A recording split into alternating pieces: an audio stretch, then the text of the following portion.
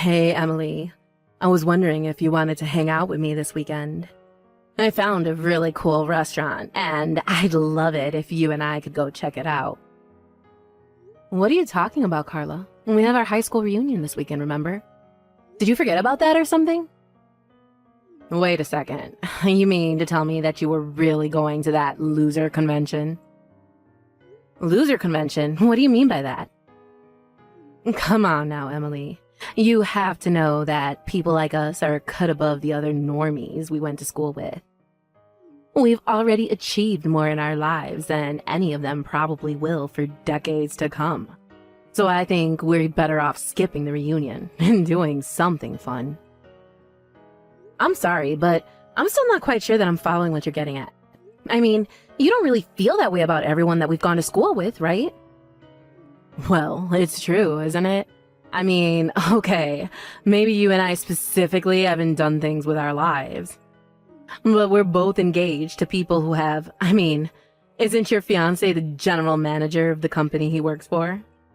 Because my fiancé owns his company. My point is that we're better than the rest. And, we should act like it. Carla, I really don't know what to say to any of this right now. I don't get why you're having such a hard time accepting the facts when they are right there. We just did better than everyone else in school, and it shows by the fact that we're marrying the people that we are. Besides, I think who you choose to hang out with says a lot about a person. And if you're still hanging out with people from high school who've done nothing with their lives, instead of your more successful friends, then, well, it's just not good. I'm sorry, Carla, but I think the only thing that's not good around here is your attitude. I still keep in touch with plenty of people from high school, and some of them are my dear friends. So if you don't want to go to the reunion, that's fine, but I'm still going to go. You'll just have to find someone else to hang out with. You've got to be kidding me. You're not serious about this, are you? I am, and I don't think that you're a very good friend if that's really how you think of people. So please, don't try and lump me into the same camp as you. And one more thing you should know, I actually broke off my engagement with my fiancé last week. Hold on a second. You mean to tell me that you were going to marry a general manager and you broke it off? Besides, I heard that your fiancé was in line to inherit the whole company since he's the CEO's son, after all. Well, a lot happened between us, and we realized the marriage just wasn't going to work out. But I'm free next month if you want to try and hang out, just the two of us then. I can let you know what times I actually have available in a little bit. You think I would ever lower myself to hang out with you now? What is that supposed to mean? Haven't you been reading any of my messages at all? It's all about who you know and who you're seen with. And if you're not a winner like me, then I really shouldn't be wasting my time talking to a loser like you. So now, I won't be hanging out with you anytime soon. Hey, Emily, I just walked outside my door and found all kinds of cooked food on my doorstep. And it's basically all the things that I love to eat. Even some of my favorite snacks are in here too. Did you leave all this here for me? Wow, you found all that a lot faster than I thought you were going to. But yes, I was a bit worried about you, so I went out and got you some treats. Wait, what? What do you mean? Why were you worried? Well, you're always talking about how busy you are with work and how you barely even have time to eat. So I just thought it'd be nice and bring some food straight to you. But I don't get it. We broke up, right? We even called off our engagement, so I don't understand. Especially after the reason why we had to break things off was so ridiculous. I'm surprised you still want anything to do with me. Hey, it's not like I don't get why we wouldn't have worked out. You started a company with your friend and it all went belly up. You were the one who told me that you just couldn't marry me like that. So in a way, you kind of did it all to yourself. But what other choice did I have but to call it off? I wanted to give you the world. I was planning a huge wedding for us, but then my friend screwed up our big project and our whole company fell apart. And after that, we lost all of our contracts. And on top of all of that, my friend took the rest of our funds and ran off, leaving the company on the verge of having to declare bankruptcy. Yes, Barry, I know. You've told me the story at least 1,000 times. But what I'm surprised about is that you haven't gone to your parents begging for help. You told me that you didn't want them to keep bailing you out and that this was something you wanted to try on your own. Well, I don't know what else to say. I guess I'm just a bit of a prideful guy sometimes. But either way, I can't believe that our 5 years together had to end that way. I came into your life, made a big mess, and I had to pull out like the loser that I am. I'm just so sorry that I've probably ruined your life too. Barry, no offense, but I'm not the kind of person to let a breakup ruin my life.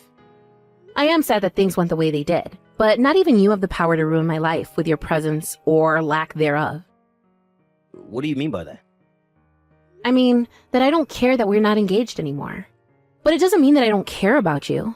You're still important to me, and I want to try and remain friends. After all, I think it's great how even after being betrayed by your friend, you're still trying to pursue your goals. That's why I felt like I just had to bring you something to eat.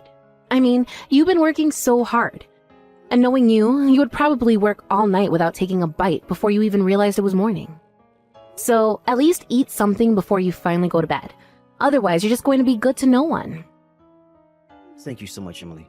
I don't know what else to say, except that I still feel like I don't deserve this from you. Well, I say you are, and that should be good enough. But anyways, have you still not been able to get a hold of your friend? I mean, what do you think he's going to do with the money he took? I don't know, because I still haven't heard from him. Although, I wouldn't be surprised if he just kept his phone on mute or even changed his number at this point. I even think that he might have moved away, but it's not like I can put out an APB or something. Especially not with a name like Jack Smith. Wait a second. Jack Smith? You know, now that you say that, I think I have a friend actually engaged to a Jack Smith. Oh, really? I wonder if it's the same person. That would really be some odds there. But you never know with these things. Well, how about I send you a picture of him? That way, if you ever find out that they're the same person, just let me know. Okay, sounds good to me.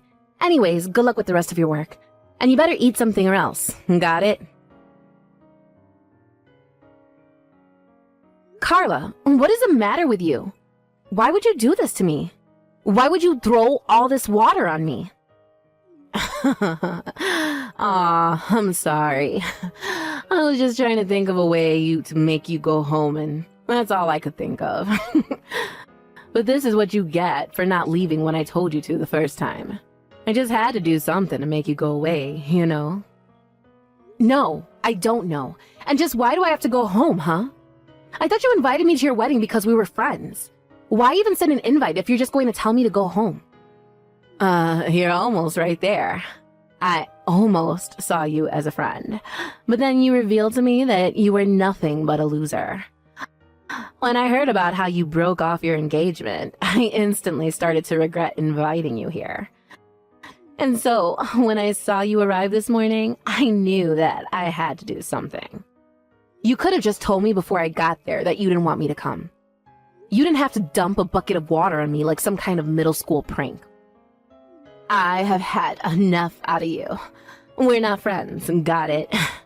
I wouldn't want to be friends with some poor nobody like you anyways. I mean, you were so close to marrying so rich, and then you screwed it all up. You really think I'm poor? Is that what this is about? Well, of course you are. But then again, there aren't many women who I don't consider too poor for me at this point. But that's all their fault for not marrying rich like I am. You know, Carla, I think that you really need to be careful about jumping to conclusions about people. And this is a whole obsession with winners and loser and rich and poor is just too much. Don't you realize how rude you're being? Shut up, you poor loser. I don't need to take this from you. You could have been my friend, maybe even my equal almost. But now it's far too late for any of that. And that's why you'll never be anywhere near my level again. What are you talking about? I'm talking about how you'll never be able to afford an amazing wedding like mine. And you'll never be able to live in the amazing condo building that I live in either. And you'll certainly never get a $30,000 wedding ring like I have. And you'll never be across your entire life as a sad, pathetic loser. I'm not like other women. I'm special. I'm the winner. I'm the best. I don't even think that I can keep talking to you like this. But if you want me to go home, then fine. I'll gladly do that. Good. Leave. Now. Nobody wants you here anyways. The only person who is going to rich and never have to work again is me. I'm the best. I'm number one. Except that you know your husband is here apologizing to me, right? What on earth are you talking about now, loser? Well, that's the thing. Your amazing winner of a husband is here on his knees begging me for forgiveness. He's still here in his tuxedo right now. I don't think I've seen a man do anything like this in a tux. It's kind of hot, actually. Literally, what are you talking about? Why would my husband be apologizing to you? Well, because you did something he feels that he needs to say sorry for. Of course, I don't see any reason why I should forgive you. Have you actually gone crazy or something? Start making sense now. I guess he's also very sorry because he ruined my engagement and ran off to get married himself. Hold on a second. I am so lost here. I mean, all I did was pour a little water on an unwanted loser. Why would my husband have to apologize to you for anything? Did he forget we're better than you?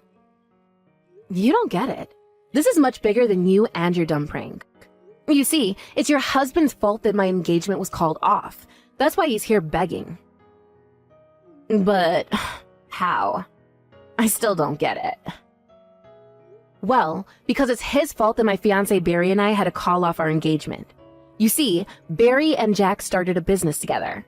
But your new husband Jack made some pretty huge mistakes that ended up costing the company a lot. But instead of taking responsibility for them, he stole the rest of the company funds and ran off. My fiancé Barry was embarrassed and crushed that he said he wasn't worthy of me and called off the engagement. Wait just a minute. You're telling me that my husband and your fiancé started a business together? This is the first time I'm hearing about this. I didn't have too many details about what happened either, but Barry mentioned the name of his partner, and I realized it was the same as your then fiancé. I thought it might have been a coincidence, but then Barry showed me photos of them together, and I knew they were one and the same. Anyways, I confronted Jack in the changing room, and he admitted to it all, so naturally, I informed the police.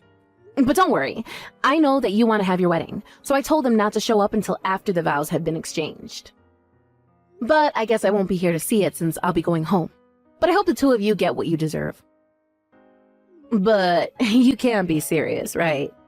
You really didn't do that, did you? Well, especially after you poured that water on me, Jack came running after me, begging me not to call the police. He heard about what you did to me, and that's why he's here begging on his knees for mercy. This can't be happening. Jack can't be going that to you. My husband would never. Well, I'm afraid he is. Of course, the whole situation was made much worse by the way you treated me. But anyways, the police have already been informed, so it's too late to change anything now. Oh, come on. You don't have to do this. I would be less concerned about that and more worried about wrapping up your wedding before the police get there. Emily, thank you so much. I can't believe you managed to track Jack down. You don't know how much worrying you just saved me. Well, it really all was quite lucky, if I'm being honest. But anyways, I'm just glad that we could find him. Anyways, what about you? How are you doing? Are you eating like I told you to? Yeah, don't worry. I've been eating out of that care package that you sent me, and I feel like a new man now. Some other good news. I feel like I might be able to restart my company. Really? You think you can turn things around?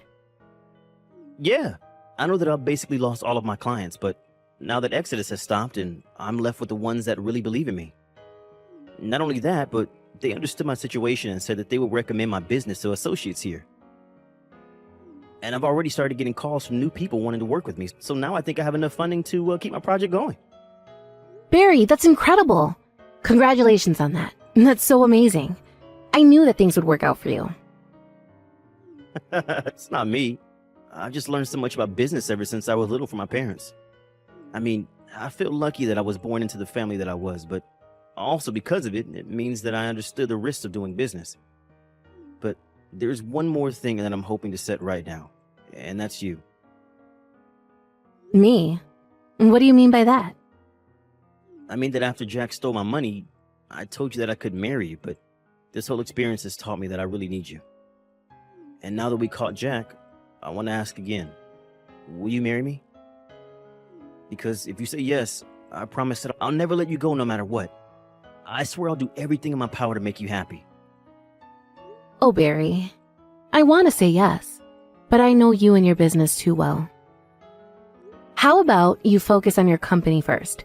I know that things are looking good now, but you need to make sure that they stay that way. After you've done that, then we can talk. You're right. Better to make sure we do this right this time. Thank you so much for understanding, Emily.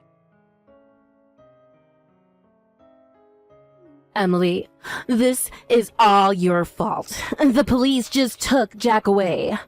I had no idea that he had done such shady things in the past.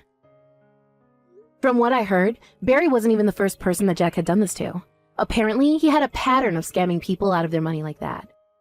But no one had ever managed to catch him until now. Well, I want you to know, that I divorced him. Jack is no longer my husband. Oh no, you mean the marriage wasn't going to work out? And here I was thinking that you married the perfect man. I thought so too. But he wasn't a winner like me at all. He was just a loser scammer who would have done the same thing to me. But I guess that means if you don't have a husband like Jack, that makes you a loser just like the rest of us, no? Especially after he was arrested just days after you two were married. But I guess that's what you get for always looking down on others because of who you were marrying. How dare you talk to me like that? I thought we were friends. Why are you being so mean to me? Is that supposed to be a joke or something? You insulted me the moment you found out I wasn't going to marry rich like you. Then you invite me to your wedding only to humiliate me in front of everyone and then try and kick me out. And you know, I would have reported you to the police for what you did as well. That's still a form of violence. You mean that you would have called the cops on me too, just for a little prank with water? I can still do it if you want to join your husband in jail. No, please, don't do that. I don't want to go to jail. I wouldn't last a day there. Well, if you don't, then maybe you should check your ego and please just never ever talk to me again. After that, Jack was arrested for his various frauds and eventually sentenced to jail for them. I heard that Carla was brought in as a suspect, but that she was cleared of charges when the police realized she knew nothing. Apparently, while he was in jail, Jack was refusing to sign the divorce papers. Carla was so nervous that he was plotting something with her bank account, so she withdrew all of her money and moved to a new state. Except that every time someone from her past would find her, she was so nervous about being found by Jack, even though he was in jail, that she would pick up everything and move again. As for Barry and I, it took some time, but Barry's company eventually took off into the success that we always knew it would be. The day he took the company public was the day that he proposed to me. I said yes, and we're set to be married next month. But us being married didn't mean that I flipped like Carla into some elitist monster. I still hung out with old friends from high school, and we all gossiped about Carla's situation. In fact, despite being married, very little has changed for me. I'm just glad that everything about the situation appears to have wrapped out quite neatly. Of course, it helps that Barry now has someone like me by his side to help vet potential business partners, and I plan on keeping it that way.